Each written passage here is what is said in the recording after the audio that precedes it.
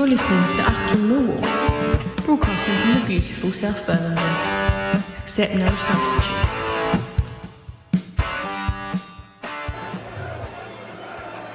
Welcome, dear listeners. Thrice welcome to a beautifully sunny afternoon here in South Bermondsey at the Den for the visit of Preston North End this afternoon. Just waiting for the two teams to come out. Here they do indeed come on the newly renamed Zampa Road, renamed of course now to John Berylson Way. Fantastic to see the road signs have been changed outside. The official unveiling was done before I arrived here today, but there's a wonderful kind of gate at the entrance on John Berylson Way, formerly Zampa Road. Also road signage coming off of Ilderton Road and on the Lewisham side. Fantastic work by Millwall Football Club and the Millwall Supporters Club to bring that together. The Millwall fans on Twitter, of course. Also well done to the two councils, because as I know from my own experience, getting places renamed is no easy task, dear listeners. So well done everyone involved in that, Lewisham Council, Southwark Council, Millwall and the Millwall Supporters Club. You join me as the two teams are doing their ritual handshakes. Today's Millwall lineup, surprisingly, doesn't include Jules Saville nor Casper Denor. Anyways, I go through the 11. It's Sarkic in goal. A back line, Joe Bryan, Jake Cooper, Wes Harding. And a start today for Jeff Tanganga. In front of them, Billy Mitchell, surprising for some. George Honeyman, not so much. In front of them are three of Ryan Longman, Zian Fleming, Brooke Norton, Coffey, and up front, the Falloon last week, Kevin Nisbet. Well, which Millwall's going to turn up today, dear listeners? Will it be the Millwall that produced half an hour at least of some of the best football I've seen at Millwall in donkey's years? Or will it be the same shambolic showing that we had at Loftus Road last week? At the moment, your guess is as good as mine. I'm hoping, obviously, for the former, but we'll see. That half an hour, it was like an Ajax 74 masterclass, wasn't it? Didn't last, so it's got to last. But last week was, the Joe Edwards revolution maybe devoured some of his children last week. I don't know. I'm amazed to see Billy starting this afternoon. I don't particularly have it in for Billy, far from it. I like him as a player, but I would have thought Jules Saville would have been the choice, and increasingly Casper Denor's creativity, because we showed zero at Shepherd's Bush last week. But anyway, that's the way it goes. So two teams are doing the handshakes in the middle. So the official address now of the club, Millwall FC, the Den, John Berylson Way, London SE16 3LN. Fantastic work by everyone involved in that. It's admirable work. Big welcome on the bench today to Michael Obafemi, our signing on loan from Burnley. This is Memorial Day. We're doing a minute's applause here.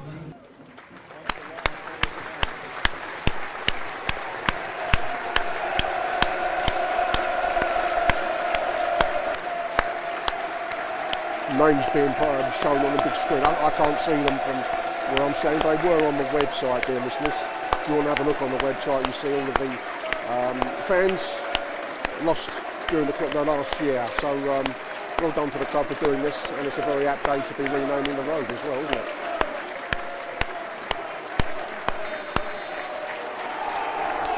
Well done. We do these things very well. Millwall, of course, in their familiar dark blue and white. And Preston today are in a kind of a lemon pink ensemble. And in accordance with the teachings of the Venerable Bede, Millwall will be attacking the away end in the first half, as per the Anglo-Saxon Chronicle. Knocked out by old Beattie back in the 9th century Anglo-Saxon England. So as I say, Michael Obafemi is on the bench. The word on the street being that he's got to build up his fitness. Substitute bench today: Bart Bielkowski, Danny Mack, Murray Wallace, Alan Campbell, remember him, Obafemi we've mentioned, Jules Saville, Casper Denor, Roman Esse and Grant, can't remember his name, Kamal Grant I believe. So that's Mill's about to kick us off. And away we go. I suppose one consultation, one consolation is it can't get much worse than last week, can it? Listeners, reassure me, can it? Nice take on someone Nisbet. It'd be nice to see him build a bit of confidence. He was taken off early last week, of course, which is never good for your main striker. And now with the arrival of Obafemi, no longer our only striker, but he's going to have to shoulder a fair amount of burden in this game, because Obafemi is very much building fitness up. But he does bring, according to Joe Edwards, athleticism, power, and pace. Attributes that have always been a little bit in short order at the Den.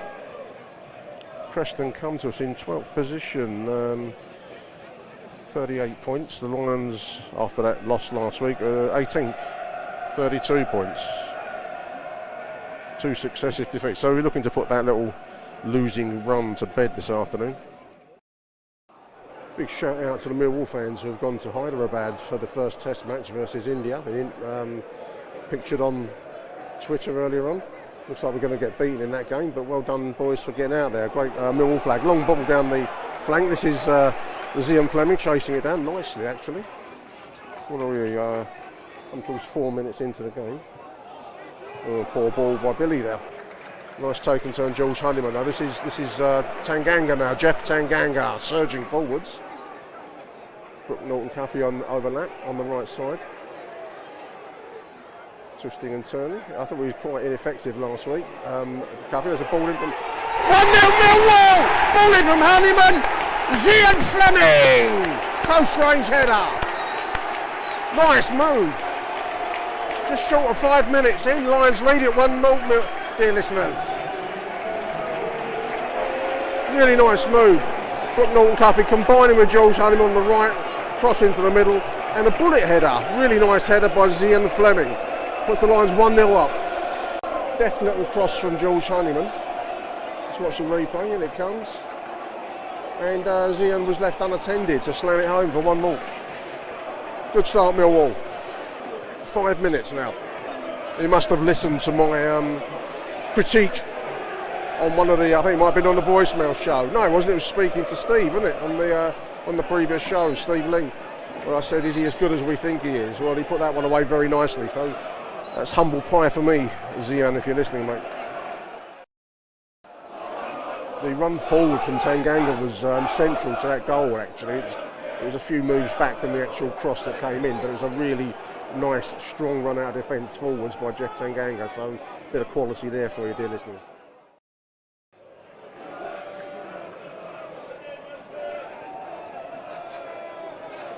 There's a good old school chant going on there, you dirty northern bastards. That's straight out the 1970s Cold Blow Lane playbook, the songbook, the Great Millwall songbook. It's like the Great American Songbook, only more effing and blinding in it. Ball runs loose. Nice tackle, sliding tackle. Joe Bryan releases Kevin Nisbet on the left now, is in a wing position. Nips into the middle, what will he do? Oh, a little backheeled effort there by Ryan Longman into the shin of the defender, unfortunately. Billy feeds Brooke now on the right side. Really bright start by Millwall. Brooke doing his disco dancing move. Casey and the Sunshine Band style. What a right-sided corner. You Make Me Feel Like Dancing by Leo Sayer has leapt into my head, listeners. Inspired by Brooks' little jinky little move there to win this right-sided corner. Jules Honeyman's going to take it. In it comes, deep corner. Towards Jake, he gets on the end of it under some physical attention, heads it lightly over. 1-0 Millwall. The News at Den do a fantastic stats-heavy piece. There was too much of it for to read out, but I'd quite like the injury list section. They do injury list and suspension watch. So at the moment, Sean Hutchinson is out with his calf, potentially back in mid-February, says the News at Den. Ryan Leonard is out 6 weeks from January the 8th. That takes him to about mid-Feb, doesn't it, Ryan Leonard, with his hamstring. Idemo Marku, who hurt himself again. There's a little backheel pass there from Zian Fleming.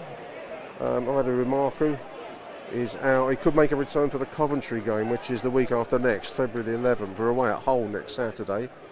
So possible for the 12 o'clock. It's a TV game, isn't it, versus Coventry. And then Tom Bradshaw done his hamstring out. Could return again for the Coventry game. So that Coventry game could see a bit of a return for one or two fairly crucial players from Millwall. Let's keep our fingers crossed that it comes to pass. And Ryan Leonard maybe from mid-Feb onwards. Beautiful afternoon call. Need your jumper on. There was a couple of Preston fans walking past me as I came along Bolina Road to John Berylson Way, junction with. and they turned up in just a Fred Perry. Tough up north, wasn't they? Little ball through from Zian. He found, just knocked away from Kevin Nisbet. There's a lovely little move through. It was in the right space. It hit the defender and just took it away from Kevin Nisbet, unfortunately. Nice work, Joe Bryan. The ball wide across the to the left side of the defence. A little bit danger ball. Millwall living on their nerves, pretty twisting and turning now. And a little bit of applause for that. That's, as I say, it gives me the itches and scratches. But anyway, we got away with it. Long ball forwards for Zian, who's getting a lot of physical attention from that 6. Eat your heart out, Barcelona. And this is how you do it. It's going to be the new Millwall school of passing football. Honeyman gets clipped. That should be a yellow card, that 19. In their own half, but he deliberately tripped Jules Honeyman as we were looking to break some pace. Yeah, it turned up in there. Fred Perry's kind of vigorously clutching their arms because it's freezing cold. Not freezing cold, too cold for just a Perry on, you know. And they must have come out for the day like he didn't. He had no other form of clothing with him, so it's Northern life for you, dear listeners. For those that know it, there was, as you come out of Surrey Quay Station, there was always has been for a while now, a Caribbean barbecue business. Beautiful smell as you come out of the Surrey Quay Station. It's one of the smells of the area, one of the match day smells, you know.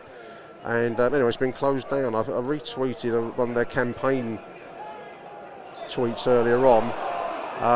But as I walked past the area, there was a barber's there. There used to be a barbecue thing going, chicken and whatnot. Big police gathering there. They had some contractors removing the temporary buildings that they were using for their business, but clearly they were expecting some reaction for this. They had it all fenced off, gathering of coppers there, with a lorry removing, clearing the site. So very sad to see that. That was a local business, from what I hear. Yet another development site in the area, yet more flats. One of the big housing associations, Notting Hill, I think I heard. So real shame. So they're appealing for support. I'm not sure. It looks like a fait accompli now, dear listeners. But if you can check that tweet out and give them some support, I'm sure they'll appreciate anything you can do. I don't know what they're doing for business relocation. This is Preston pressing forwards here whilst I'm talking. Joe Edwards speaking to the Southwark News, the South London Press, excuse me. Says that Kevin Nisbet's self-belief has taken a bit of a battering of late. I can imagine. He had one chance there at Loftus Road, which he skied in front of goal. Difficult strikers. They're very much creatures of competence. And as Joe Edwards here is saying, it's a dip in form, which does happen to strikers from time to time. He says when I arrived, Joe Edwards, when he arrived, it felt like Nisbet had no rhythm. Lovely little back heel there from Zian Fleming. This is Brook Norton Cuffy. A shot is deflected for a right-sided corner, dear listeners. Yeah, so Nisbet, he says, didn't have any rhythm. He had a little niggle at the start of the season. He had a couple of goals, but he didn't really have a consistent run of football that you need to adapt to the intensity of the Championship. He says it's a big jump from Scottish football into the Championship. Lovely tackle by Tanganga. You could hear the support there. Anyway, this is we've got Preston pressing forwards here. 21 minutes. Referee not pulling play up. There's a Millwall player down. Looks like Nisbet's down. Referee's letting play go onwards. And Preston put it into touch. Sportingly so, I think. 22 minutes. We're halfway through the first half. It's been pretty much all Millwall, really. Leading by that early goal from Zian Fleming. Good start by Millwall. A little moment where Fleming tried to combine with Kevin Nisbet. That just got away from us. But been bright start. So good stuff so far. Big congratulations to Maidstone United, who I understand, I didn't see this, have advanced into the 5th round of the FA Cup, winning 2-1 at Ipswich. Big giant killing. A National League South team, I believe, Maidstone. I remember seeing them play at Dartford's ground. This is back in the early 90s. They were using the old Watling Street ground at Dartford, not the new one, the old one. So well done to, I think they went out of business and have reformed, so well done to Maidstone for keeping the flame alive in Kent. This is Brook Norton Cuffy on the right side, ball into the depths of the area. Great take there by Zian Fleming. Billy can't take and turn with sufficient vim. He did get a shot away, but he had no power on it, and the goalkeeper collected. Lovely, lovely take by Zian Fleming from a long cross from the right side there. Nice moment. This is Honeyman. Cuffy on the right side, just inside the Preston half. Lax there from Tengango actually. Gives the 44 the chance to break on the right side now. One each, slammed home. That was a loose pass that began that move from, unfortunately, Tengango. It fell to the 44 on the right side of the penalty area from one side to the other. He broke in unattended and managed to equalise it. So there we are, one each. Against the run of play, somewhat, but that's I was just saying, if you don't add to your lead, then you slip up in these ways. 32, 33 minutes on the clock. Frustrating. As Mystic Nick predicted, dear listeners, you don't consolidate your lead, then you're always open to these odd chances, aren't you? And that's what's happened there. Well, that was, to be honest, another self-inflicted error. Little ball through the middle, that was almost trying to find the eye of the needle for Kevin Nisbet. Goalkeeper collects. I think it was Dave in Australia on our voicemail show made the point of how many goals we've conceded of late. That's another one they're conceded today. I think it was 8 or 9 goals. I can't remember what the stat was in the last 3 games. So defensively, errors will cost you goals at this level. And that's what's just happened. And Preston breaking forwards now. We're on 40 minutes. Ball overlap on the left side. Ooh, slammed into Sarkic, saved it well actually, shot from the left side winger there. Little moment of danger for Millwall. We're in danger of going behind in a game we really should not be behind in. On the performance, it's as I said earlier on, self-inflicted error that's given them the equaliser. Now we're in danger of giving the ball away again here. This is the 18. The left-sided winger, 23 here. Billy Mitch brings away. It's a bit of a hit and hope towards Ryan Longman with trying to get in behind their defence, but at the moment it's not quite working out. This is Preston now. Just gone past 40 minutes, going towards 41 minutes. A little bit of late half pressure now, which is unnecessary. The ball in behind, and that's going to be a chance for 7. Open goal, Sarkic at 6s and 7s. Ooh, dodged a bullet there, listeners. The 23, I think it was given the ball at the edge of the penalty and he shot straight into the Mill defence with Sarkic. Totally committed, way out of his goal there. A little bit of irritation around the den now, listeners. After last week, Joe Bryan said we were naive at times, and that was naive defending there. We've been naive increasingly as this half has gone along. Naive meaning stupid. Anyway, right-sided corner for Preston. Forward to take it. Free header. In a melee there. Somehow it's cleared. Oh, shocking. Mill survive it. Just 42 minutes, I think. Preston starting to spray the ball around, starting to stretch our defence a little bit. This is another chance. This is the 18 there in the middle. The winger is free on the left side. Thankfully we've cut that out, but it goes straight to a yellow shirt under no pressure, listeners. You can hear the crowd's reaction to that. This left side winger's caused us a bit of trouble as well in this first half, as it's worn along. Well, this is Mitchell now, halfway inside the Preston half. We're about 2 minutes in of the 4. Finds Jake Cooper. Zian funny now.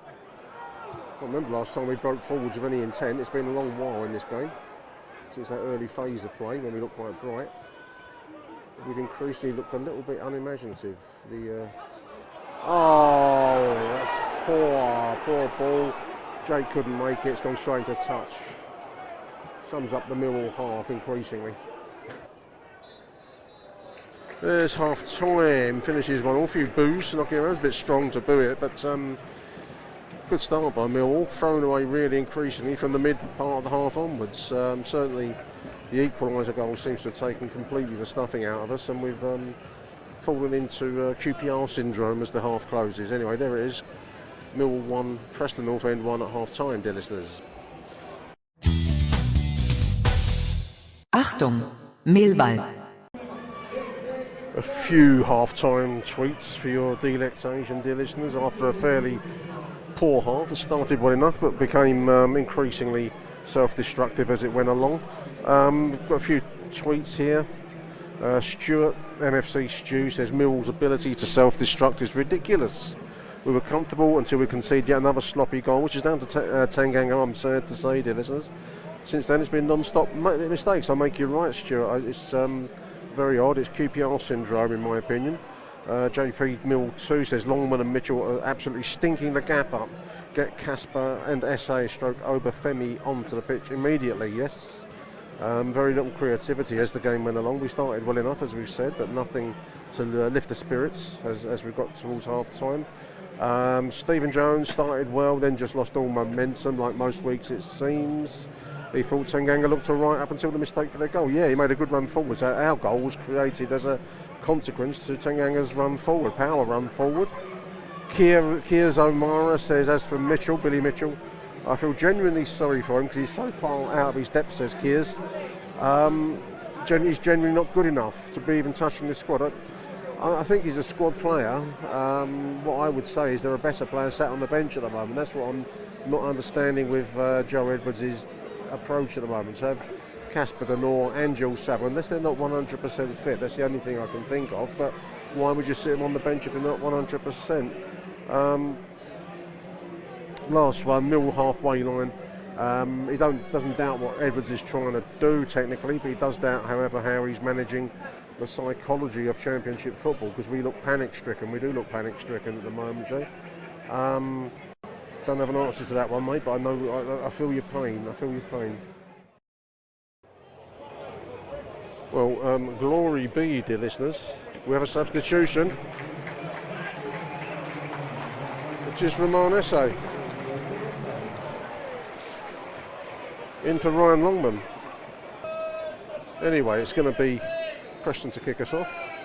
Away we go. Preston attacking the away end in the second half. Mill, of course, attacking a cold blow. I'm still a bit bewildered by the sight of Roman Esse on the field in the Millwall shirt, dear listeners. Otherwise, no changes. Both Billy and Longman's come out, but Billy remains. So that's going to be a controversial call. I don't know what Joe Edwards' issue is with Saville and Denor, but it would certainly have been both have been starting the second half after that closing part of the first half, where we just looked bereft of any imagination. But anyway, we've got Roman out there, so let's see what he can do. So we do need some vim and energy and verve, because that faded badly in that first half. Right-sided corner anyway. 2 minutes into the second half, so it's at 47 minutes. It's going to be Honeyman to take it. Floats it in, it's a deep one. Melee. Cold blow in howling, but referee's not given anything. They'll keep possession on the left now. This is Billy Mitchell. He chips it in. That's to nobody. Oh, the goalkeeper spills it, and free kick given against Jake Cooper for standing there, basically. His mere presence generates a free kick, dear listeners. He actually did nothing. He just stood there, and the goalkeeper went over him, and that's a free kick. Just hold Honeyman back into the mix. Balls down. This is almost in the path of Roman Esse. A bit of pace. Been put behind from right-sided corner with a crowd like that. Bit of Millwall pressure for a change. So Joe Bryan to take again. Right-sided corner this time. In it comes. Another deep one. There's headed back into the mix there. Who was that? That was Esse. Far post header. Cleared, unfortunately. It's another Millwall substitution. Denor's coming in for Honeyman. That seems logical. Honeyman's started bright enough, but it's become a bit frayed as it's gone along. Looks like Saville's coming in as well for Billy Mitchell. Well, there we are. We got there in the end, dear listeners. In comes Denor and in comes Saville. This is Wes Harding finding Tanganga now just inside the right side of the Preston half. Wes Harding increasingly taking on a kind of a Franz Beckenbauer style role, dear listeners. He seems to be the go-to man for balls to be sprayed from the central defence out wide and left.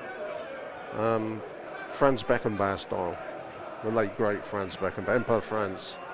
Quickly taken throwing on the left side. This is Joe Bryan. Can he get there? He can. Sliding tackle. Nicely done, Joe Bryan. Ball into the middle. That's just headed away at the last. Falls to Saville. This is Saville. Shot on target taken nicely enough by the goalkeeper. Nice move. A brilliant bit of play there by Joe Bryan. Committed down the left side. Falls to Denor actually, and then he fed Saville. Shot on target was collected by the goalkeeper. Roughly halfway through the second half. It's been a much brighter second half for Millwall after that poor closure of the first. We're still searching and pressing forwards, and the game remains finely balanced at 1 each. But we certainly look have a bit more intent in this second half, with players that excite. So SA, Denor. Hopefully, we're going to see Obafemi soon as well. A bit of pace out there will be crucial. This is Denor now. Brooke Norton-Cuffy on the right. Mill just running into yellow shirted blockages at the moment. Little 1-2. Norton-Cuffy on the right side. Face across the face of the goal.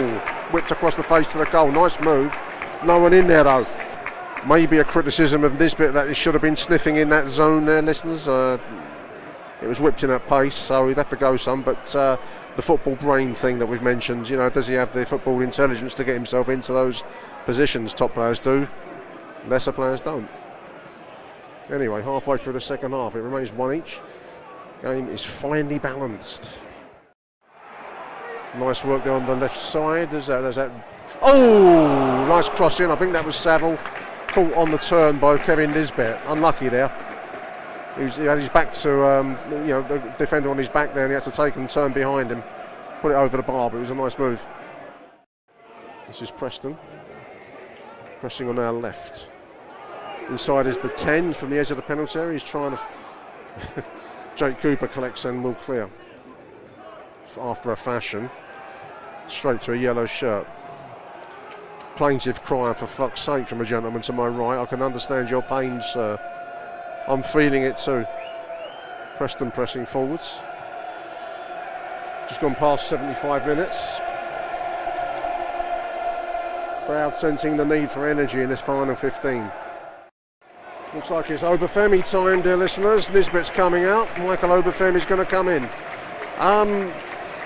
Better by Nisbet. Not brilliant, but much better than last week. I thought he put himself around a little bit more.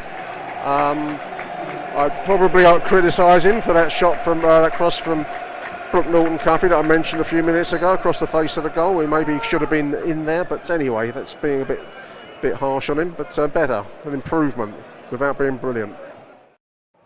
Lovely little deft ball from Casper Denor. Finds this is Obafemi on the edge of the penalty area. There's Fleming there, gets bundled. The referee's not giving anything. And he gives a free kick the other way whilst Fleming is being assaulted. Okay, that's a bit of an exaggeration, but he was on the receiving end of the kicking now. And somehow that's going to be a yellow free kick. Don't ask me, dear listeners. Don't ask me. I said don't ask me. I can't help you. I don't know. We're just going past the 85th minute. We're getting into the twilight zone of late-minute football, listeners, where Mill invariably can concoct to fall over their shoelaces. This is a ball into the Mill box. It's heading, bit of head tennis. Balls to the 44 on the edge of the penalty area. Almost 7 puts it wide. Bloody hell. Dodged the bullet there. It was almost a bit of head tennis. The 44 nearly surged through, then the 7 finish up just stabbing it wide. Touch of fortune there, listeners. 86 minutes. Mill playing the ball out from the back. I don't like it. Do you like it, dear listeners? Fleming physically manhandled. There's some speed and pace from Obafemi, almost got in front of his man there on the break as Fleming was pulled back. Pace, power and athleticism. We saw a little glimpse of it there. He almost made that ball breaking there. But anyway, this is Millwall surging forwards. Maybe we can muster a late stand here. 86 going towards 87 minutes. Saville finds SA. Spreads, finds Fleming. Gets clipped. Referee's giving nothing there. Seems to be like an immunity on tackling, illegally tackling Zian Fleming. This is ball on the break. This is Preston. Oh, what a save. It remains danger though. This is the 28. Thankfully, Denor cleans up there. That was a moment there. That was a break forwards. Chance for Preston to score.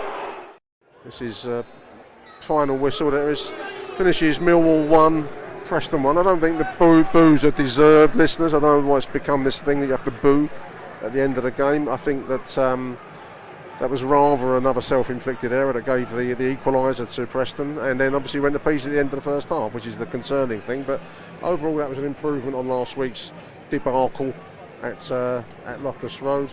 Man of the match, hard call. No one stands out for me as being particularly a man of the match.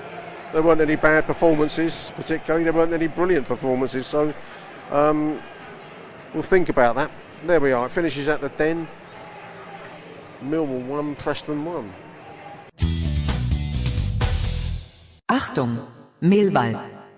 Just a quick plug, if I may, dear listeners, for a boxer injured in sparring a while ago now, unfortunately, Charlie Wynn. I did an interview with Charlie on the top deck of the Blue Bus on an ancient edition of Achtung Millwall. Charlie has become sadly injured as a consequence of sparring, getting ready for a professional career. He was injured in 2018, preparing for his third fight as a professional, 28 years old. In the sixth round of a sparring session, it was called to a halt when he took a punch and was wobbled heavily, as I understand it.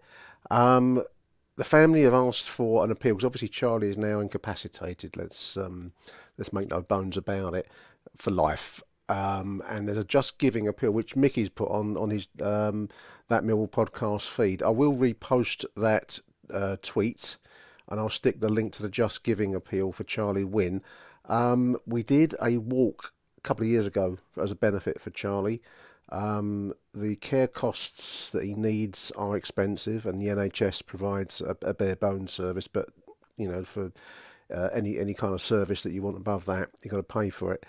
And I know the family are in dire need of any support that people can give. He's a Millwall fan. I interviewed him on the Blue Bus a few years ago now. Lovely bloke. Very, very sad injury. Just reading through the story as sent to Mickey by Charlie's dad. As I say, he was injured in the sixth round of a sparring session ahead of a third professional fight in 2018.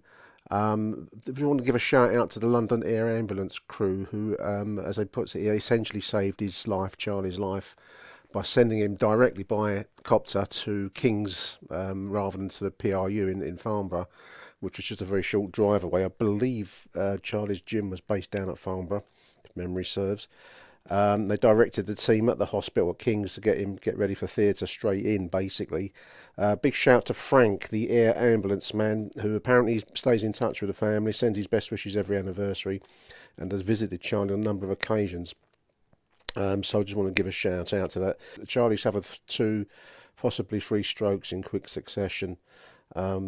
So yeah, consequently a Win Foundation has been set up by fellow ex-pro boxers and his good friend Danny Carr.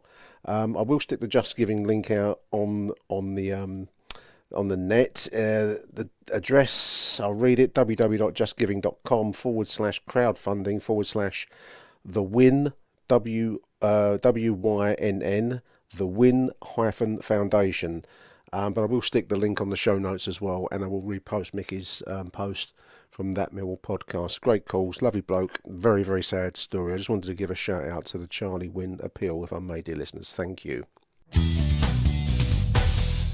Achtung, Millwall. So a 1-1 draw yesterday at the Den, dear listeners. A game of mixed qualities in many respects. Joining me now to chew over yesterday's cocktail of good, bad and indifferent is Ben Anthony, show regular Ben Anthony. How you doing, Ben? Hello, Nick. Yeah, I'm good, thank you. Yeah, how about yourself? Yeah. I left yesterday's game feeling like we'd lost, and I've been thinking about it ever since, because we didn't lose. We 1-1 draw. I think we were looking at the highlights reel this morning. I hadn't appreciated in real time yesterday how many chances Preston actually had across the whole game, and how little we threatened them after yet again a good early start. Ben, it's become a bit of a habit. Joe Edwards was talking about this after the game: the good start and then fade away syndrome. It's something we've got to get past, mate, because we're going to concede more and more points like this. I felt like yesterday was a wasted day in some respects.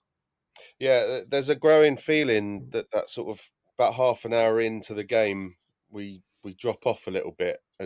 and almost invariably concede a goal, and that heads dropped kind of. Once we've conceded, that's it. We're going to struggle to get back into it. Seems to be the mentality that's sort of crept in. From Yeah, what I can I see. mean, it was a mix of a game. I mean, it didn't achieve the heights of this rapidly becoming mythical first half an hour against Middlesbrough, and I find Mm. myself keep referring to this half an hour period where we played like Ajax 1975 period, and it's receding into the distance, and increasingly we've now got QPR syndrome as a kind of becoming the de facto norm. But we made a good start. Let's look at the starting 11, because there was a bit of controversy about the starting 11, especially in the midfield area. I mean, Sarkic in goal, backline Brian, Cooper, Harding, and Tanganga making his home debut yesterday. Um, Controversially for some, Billy Mitch and George Honeyman in midfield, as against sat on the bench George Savon, Casper Denor. Now, I don't know how fit both players are. They came into the game yesterday, and I thought we looked a lot better with certainly Casper and George Saville's drive as well. Um, I mean, is the manager calls the shots on these things, but strange choice for me to start Billy. I thought Billy maybe was just a little bit the wrong player for the wrong situation yesterday. How did you see that? Well, he's played the last few games, hasn't he? And Mm, hasn't had any shockers. I think. Um, no, no. I think of the two, the one I was surprised not to see was Saville, because it was only a sending off. It wasn't an injury, as far as I'm aware. He No, no, wasn't. no. He seems So to have dropped out of favour slightly, doesn't he, as a consequence? yeah, so I was a little bit surprised that he didn't start. And Denor, I think, they're sort of growing him back into the game, into fitness, aren't they? That's the impression I get. Mm, I thought Honeyman's been a really good player for us, so I wasn't surprised to see Honeyman in the starting lineup. Um, no. In front of them, Longman, Fleming, and Norton Cuffy with Nisbet up front. Um, Longman is a strange player in some ways, because he doesn't do anything bad, but he doesn't seem to do anything particularly brilliant either. And we seem to be building this style of play, Ben, where we certainly are keeping possession better than I've seen in a long time from a Mill side, but we don't threaten enough. I mean, let's begin with a goal, because that was a decent start and it was a good, well taken goal. It was everything we didn't do afterwards, actually, which was nice combination between Brooke Norton Cuffy and then George Honeyman, we just mentioned. yeah, Beautiful cross into the box, and Zian Fleming patrolling the 6 yard box with intent and heading home from close range. Really nice finish. We just didn't see enough of that afterwards. That was a really nice start, really well taken goal, and then we just seemed to fade away from that point. yeah. I thought it was a really good goal. The cross was excellent from Spot Honeyman, on. and Yeah. a really really solid header from Fleming, who's had a lot of criticism over the course of the season, and Mm. um, I mean, he got the man of the match award in the pitch, or sort of in the The ground. sponsors man of the match. I couldn't pick one. I actually couldn't pick one yesterday, but yeah, he got it on Yeah, the day. and it was a good finish. And to be fair to Fleming, there were moments. So that sort of 30-minute mark where we were sort of caught up in the wrong side of Millwall chaos, where it was all Preston having shots and the defence seemed to just sort of disappear. Yeah. And everyone was silent. No one was talking to each other. There was no communication, and it all felt a bit No. lost. And to be fair to Fleming, he was the one. He ran back, and suddenly he was barking orders at all of them. And within about a minute, we sort of solidified up a little bit, and we held it on till half time. I think it was Fleming that went in and did that. So he's got a bit of leadership in him. He just we need to see it a little bit more consistently. His consistency is his downfall, I think, for Fleming. Yeah, I think there is a leader in there. I agree with you. And he put himself, especially in the early part of the first half, he was putting himself around physically out there, which is good to see. He's a big boy. He can take a challenge and give a challenge, and I agree. I think the problem is there is a collective, including Zian, but the team collectively fades. And I mean, I was interested to see Tanganga because the opening goal came as a consequence of a really nice run forwards from Tanganga from defence, from deep, setting up the Honeyman and Brooke Norton Cuffy combo for the cross. But that began with a good run forwards by Jeff Tanganga, and that I thought that there it is. That's what we've signed. That's not what we've not had. Someone running forward with intention and looking comfortable with the ball going forward. So that was all great. And then he was, it was his lax pass, unfortunately, that set up the goal for the equaliser. After which we seemed to, have a kind of a slight meltdown out there because the acres of space that fell into the path of that 44, the winger, to score the goal was incredible. I mean, Joe Bryan has earned a lot of comment online. I like him going forwards, but he was nowhere in sight for that goal. Acres of space, freedom of Bermondsey, as they say, for the equaliser. Yeah, I mean the three at the back, one of them should be covering that. If Joe Bryan's run forward, one of them needs to be covering. And to be fair to Bryan, he ran forward because we were in possession and the ball was going to head over that way. That clearly was the idea. And Tanganga, it was a bad pass, and it was probably his sort of one real mistake in the game. I thought he was pretty solid actually. Yeah, I like the look of him, but it was a moment, wasn't it? Yeah. Yeah, and we just didn't cover it, and that was it. I thought Sarkic had a good game. He made some decent saves. Yeah, kept us in it, and I was quite impressed by him actually. And he wasn't a million miles away from saving for their goal as well. But it was a very tall ask for him to get anything on it. It was a good finish. So. I mean, Joe Edwards made the point in his post-match comments. It's the goal, as often happens with us, as soon as we concede, we seem to have a mental collapse almost. And after that, Preston actually went close to a few occasions. You're right, Sarkic made a decent save, and especially in the second half where we did improve. 1-1 somehow by half times. I thought we were on the back foot towards the end of the first half, but we got it back together again a little bit in the second half. Without really threatening anything, but they also broke forwards a good few times and went quite close on a few occasions. There was a couple of moments they're attacking a goal where I sit, and my heart was in my mouth there, Ben. They stabbed one chance just wide of the right side post from close range in the second half. I thought on another day that goes in, and that's 2-1, and a deep depression lies on the den. But we dodged a few bullets in the second half a little bit. Yeah, we did. We rode our luck in the end for a 1-1 draw. Going forward, we're quite good with a bit of possession in midfield and in our sort of back line, and then we get forward to the sort of final third, as they say, and we can't produce anything. I felt for Norton Cuffy, who I thought is a really great player for us this season, and he was putting some absolutely wicked crosses in, and no one's taking the gamble in the box. There's invariably just maybe one body in the box, and we're not gambling assuming that we're going to have a chance. And so when the ball does fall loose, there's no one there to tap it in, so we're missing out on some goals there, I think.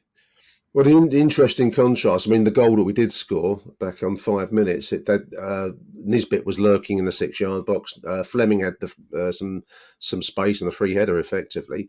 And as you say, there's two men lurking in the danger zone. There was a chance in the second half, beautiful cross in from Brooke Norton Cuffy from the right, and it flashed across the 6-yard box.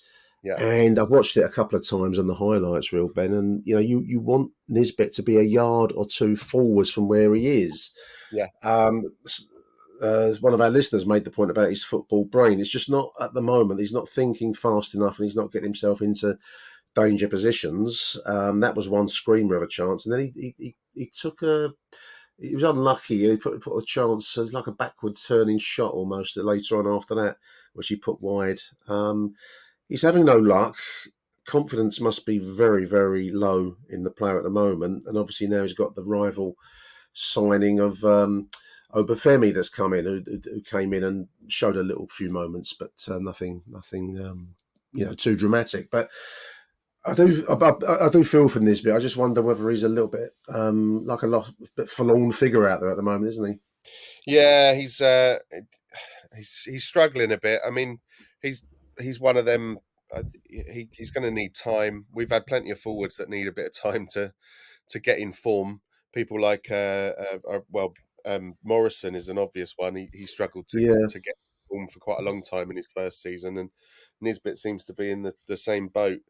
Yeah, he's snatched at a couple of chances, but yeah, it's like you say, he's not in the right place. So where the no, ball's, he's not predicting where the ball's going to go, and I think he, as they say, he just needs a couple of goals, and then the confidence will flow. We've seen he can do it. He can finish. yeah. He scored a couple of nice goals this season, and yeah, he just needs a bit of confidence. Just a yard or two short of where he should be. I mean, I wish him well. I think there is a good player in there, listeners. I know that he gets slated online, and I think that's a pity because I think he's a goal poacher more than the Steve Morrison thing, who was probably more your traditional target man, Ben. But I think that Mm. you need to play to Kevin Nisbet a little bit, and he also needs to, as you say, he needs to back himself and get himself further forward. Certainly, a yard or two on that moment yesterday, further forwards would have been 2-1, and maybe we'd have all gone home feeling happier. Just want to mention the referee because I thought, it's a regular complaint on this show, isn't it? Refereeing standards in the championship, but blimey. I mean, I watched some of the highlights. They don't show a lot of controversial stuff on their highlights reel, but there was a clear moment where Zian Fleming was physically balked in midfield, allowing Preston to break forwards. And he just let a lot go yesterday against us, it seemed to me. I mean, I know we're biased, obviously with our Millwall glasses on, but yesterday was a particularly poor referee, I thought. Yeah, he was. It wasn't a it wasn't a good game for him at all. No. Um, and yeah, it was very frustrating, really frustrating. And there was just a sort of weird moment where he just started booking everyone, sort of later in the second half. Like a blanket yellow card. If you're on the field, you get a yellow card. Yeah, exactly. And so he just sort of lost the plot. I think Cooper was bundled down in the box, and again nothing. But we're used to No, that. no, I guess no. that's the thing. As Millwall fans, we're kind of used to never getting a decision. But that was it was pretty poor. Someone made the point online that Obafemi, when he came into the game, 77 minutes, he came on for Nisbet listeners. But he was looking bewildered at the referee at some of the decisions that we weren't getting, and Really was. they'd remark, "Welcome to the den, Michael." Because they're going to have to get used to that, mate. That's how it works down there. There we are. It finished 1-1. I must admit, I left the den feeling like we'd lost the game, and we hadn't. We'd got a reasonable point, I suppose, but I just felt we should have done so much better there, Ben. Were you dissatisfied after yesterday's game? How did you feel afterwards? It's just another game where we took the lead and didn't Yeah, follow through. So that's why it's because we're so used to getting a goal and being really hard to beat and pressing getting on more. Yeah, yeah. right, and we just can't seem to do it. So yeah, I mean, I feel sorry for status quo. Their royalty again must be. But yeah, so Used to buy for those, put his record in the local charity shop, give it away. 10p for the one of the charities. Oh dear, yeah. I think you're right. We are used to a certain style. I mean, the Joe Edwards revolution, as I love to call it. I'm enjoying watching the game. Yesterday was a dissatisfying match, so maybe I'm overdoing it a little bit for yesterday, but the actual style I approve of. Again, a lot of people harking back to the golden age of Gary Rowett, where we got in front and didn't lose. But I think people tend to have a bit of a rosy tinted view of how poor the football was under Gary Rowett at times. So at least I'm enjoying going to the football now, and I'm looking forward to it, which I think is a step forwards, Ben. absolutely. I'd lost that under Rowett. Yeah, and there's signs that we can start, taking some of these teams out, and the Norwich game is a really good example of that, wasn't it? We were really felt involved again, and the players were fighting for themselves and for the team, and I think that there are signs of things to come. I just thought there was a BBC London quote yesterday. I think it was Nick Godwin, who Yeah, was about um, the old Millwall isn't there, but the new Millwall hasn't quite arrived yet. And I think no, we're stuck in the middle at the minute, and yeah, we got to yeah, wait. very astute quote. I mean, we're signing quality players, Obafemi and Tanganga, both quality signings. We still have a small period of the transfer window, so who knows who else might arrive. Yesterday was remarkable as well. We had a whole half of Romanese in a Millwall shirt on the field. I found that quite heartening as well. I mean, he didn't perform miracles out there, the boy, but you can see that he's got touch and imagination. And we certainly looked a lot better in the second half as it wore along. The team that finished the second half, which featured in midfield Casper Denor and Jules Saville, Roman Esse and Obafemi up front, towards the last 10 minutes, that felt like a Millwall side that I'd really want to see play. One that would be attractive to watch there, Ben. So signs, green shoots of hope Yeah, going forwards, I feel, as these players get fit again. yeah, definitely. There's we're coming out the end of that injury crisis, and we're starting to get a squad back together, and we've got a few to come back still, Bradshaw and Leonard and people like that. But if we can start to get them back fit, and we've got a good squad. It's Yeah, we're not looking at a shambles of a squad. We've got a good squad that just needs a bit of fixing. So get them back fit and hopefully keep them fit, and we can kick on for a second half of the season. I'm not. yeah, I'm 100%. Yeah. not looking down. That's the thing. I know it did feel like a loss yesterday, but I didn't sort of rush to look at the bottom half of the table yesterday. So I'm not as worried about that at the minute, and I think that's a positive sign somewhere. Yeah, no, I agree. Well, I mean, just looking at the substitutes bench, I mean, a couple of games ago, we were looking with half of them as being kids. There's only one kid, without being disrespectful to him. I think his name is Kemal Grant, number 33. Otherwise, it was established players, Bielkowski, S.A., Denor, Savile, Obafemi, Campbell, forgotten man, Alan Campbell, Murray Wallace and Danny Mack. So, it was a much stronger bench than, than a couple of games back where we were fielding or potentially fielding youngsters. So I think that sense of coming out of a tough period is very real. On to Hull City next week. That'll be a difficult away game. We've got reasonably tough looking February actually when you look. It's Hull City, and then we've got that morning kick-off at Coventry the week after. It's a TV game, isn't it? Yeah, like Southampton are in there as well. There's a tough. Southampton's at the end of the month, isn't it? Yeah. So tough February.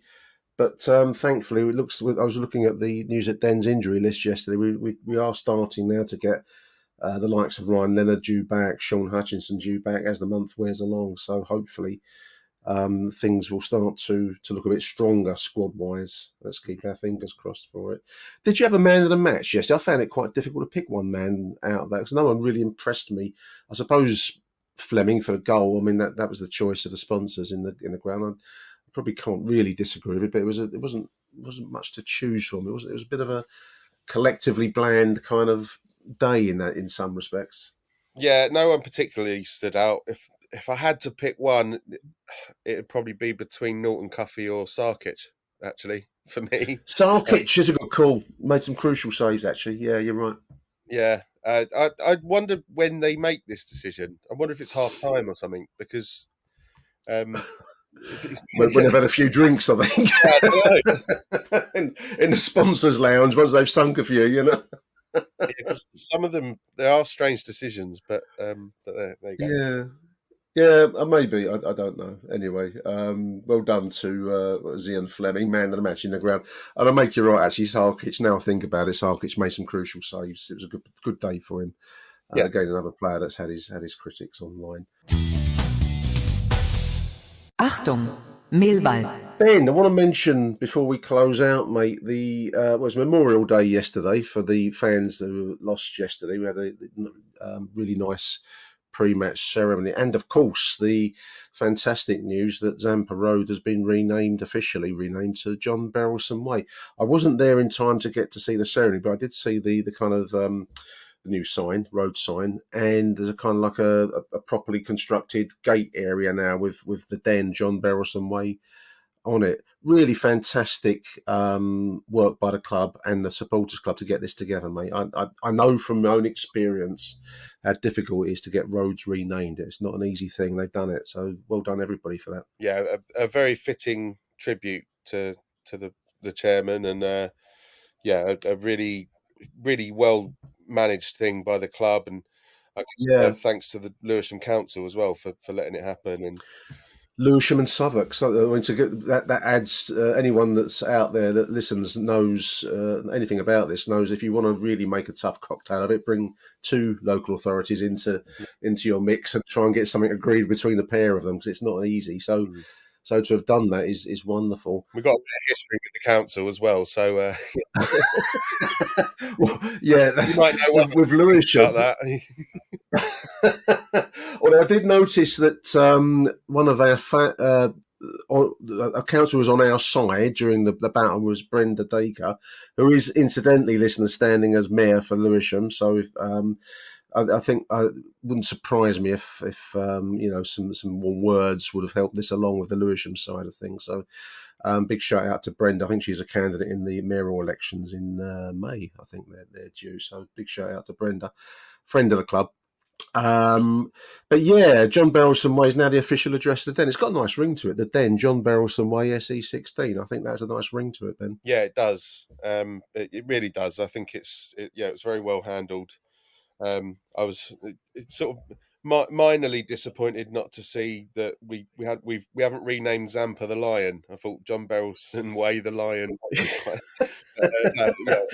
No, a really fitting tribute, and I thought the whole the ceremony before the game, the memorial, minutes applause and the flowers and stuff. It really well done. It's something we do well as a club, and we do. Yeah, and I think really excellently done, and well done to the Preston fans as well who applauded along and played their part. And the players, yeah, it's always it stands out when the opponents are, supportive of these kinds of. And invariably, when we go away, we are too of anything of that kind, remembrance of any kind when we go away. So, well done, Preston. You're right.